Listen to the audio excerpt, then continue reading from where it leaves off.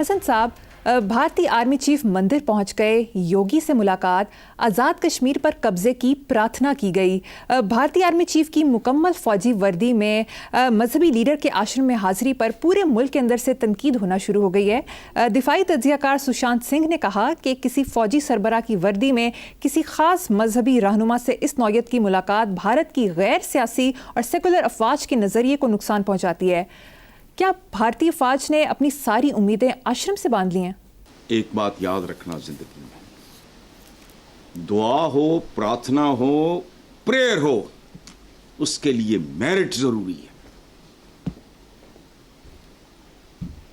Merit مثلاً دنیا کا کوئی بندہ کتنا نیکو کار فلانا ٹمکانا ہو، وہ کہے کہ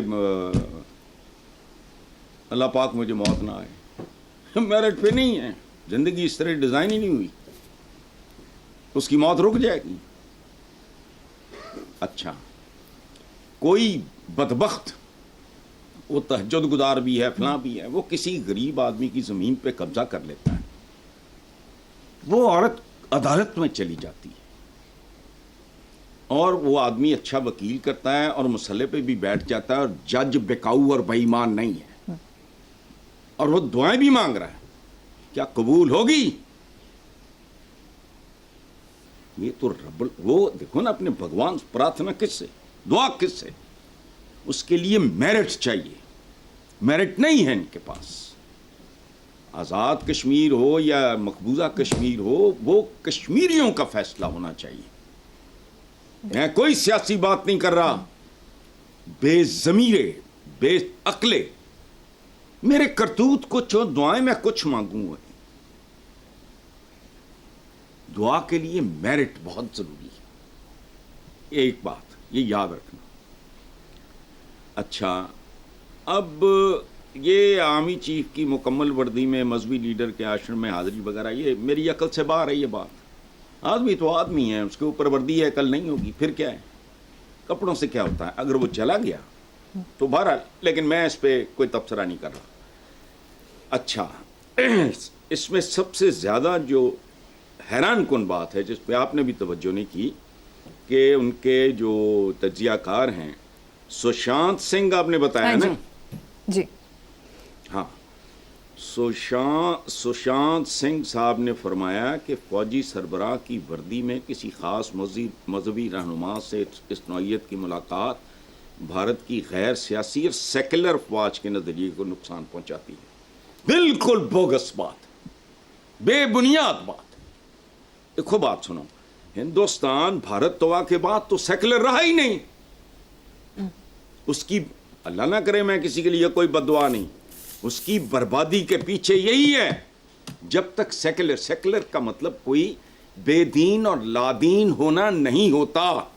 ہمارے ہاں جاہل جو بہت سے دانشور ہیں اس ملک میں، وہ سیکولر ہونے کو غیر مذہبی ہونا سمجھتے ہیں۔ یہ نہیں، سیکولر کا مطلب یہ ہے کہ ایک سٹیٹ کے لیے سب برابر ہیں۔ مطلب پاکستان ہے، یہاں ہندو ہو، سکھ ہو، کرسچن ہو، پارسی ہو، اگر کوئی کسی کے ساتھ ظلم زیادتی کرتا ہے تو وہ چاہے اقلیت کا بندہ ہو، اس کو ملنا چاہیے انصاف۔ سیکولرزم کا خاتمہ ان فیکٹ کسی بھی ملک کا خاتمہ ہوتا ہے، یاد رکھنا۔ اور ہندوستان کے بارے میں جو ہندوستانیوں کو کہتا ہوں کہ خدا کا واسطہ ہوش کرو، یہ طریقہ نہیں ہے اس دنیا میں زندہ رہنے کا۔ تو بھارت ہندو توا کے بعد کیسے سیکولر ہے؟ کیسے کہہ دیا انہوں نے؟ سشانت سنگھ صاحب نے، پڑھے لکھے ہوں گے، زبان سے نکل گیا ہوگا، بالکل نہیں secular. Bharat is no more a secular country.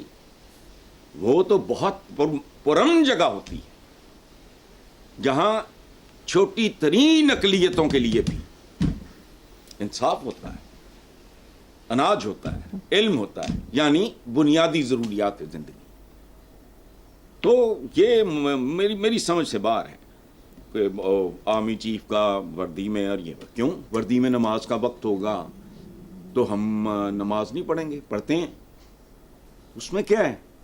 وردی ایک لباس ہے نا، ایک پروفیشنل ہے, اگر وہ گیا ہے تو یہ میری عقل سے باہر کی بات ہے, میں کنفرم ہوں گا, میں اس کا اعتراف کرتا ہوں, لیکن it doesn't make any sense. The only thing which is objectionable وہ یہ ہے کہ بھارت کی غیر سیاسی اور سیکولر افواج کے نظریے کو, کدھر سیکولر ہے, غیر سیاسی ہے چونکہ وہاں کچھ اور ہے, فیشزم ہے, پاگل پن ہے, جنون ہے, وہ بھی غیر سیاسی ہوتا ہے. سیاسی اور چیز ہے, سیاست اور چیز ہے, اور سیکولر کا تو سوال ہی نہیں پیدا ہوتا.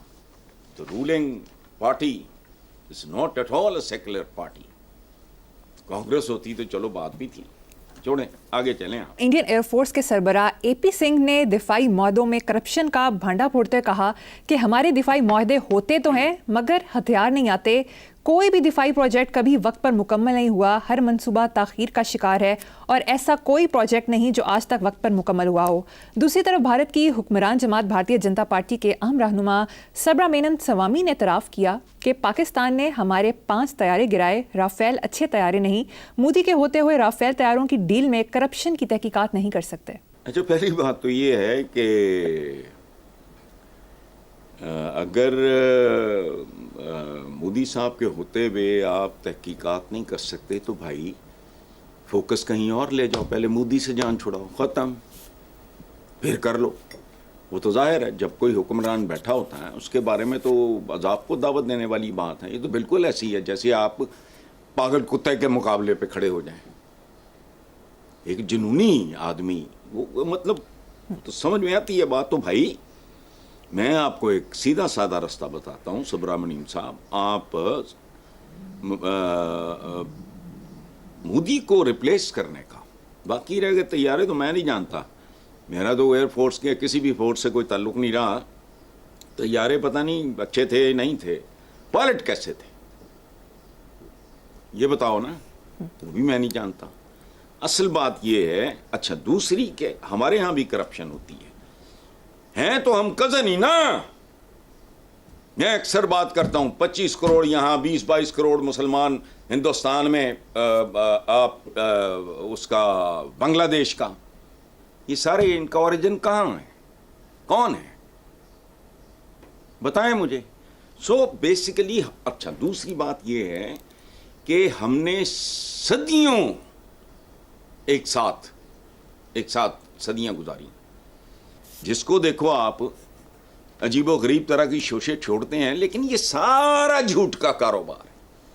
اپروچ ہماری کیا ہے میرے احساس سے, اگر مجھ سے کو پوچھے گا تو میں کہوں گا کہ دیکھ لو بھائی, میری یادداشت چونکہ ذرا کمزور ہے, اس میں کوئی 1-2-4% کا فرق ہوگا تو ہوگا, باقی کیسے, تو ہم بھی ایسے ہی ہیں. لیکن وہ اگر ان کا یہ حال ہے تو ماشاءاللہ مبارک ہو بھارت کو, بہت بہت مبارک ہو کہ جی وہ ہتھیار نہیں آتے, مطلب کمیشن کھائے جاتے ہیں. یہ اس کا مطلب ہے انڈیا یہاں ہم سے بازی لے گیا ہے, جس میں انہیں مبارکباد پیش کرتا ہوں. آگے صحیح.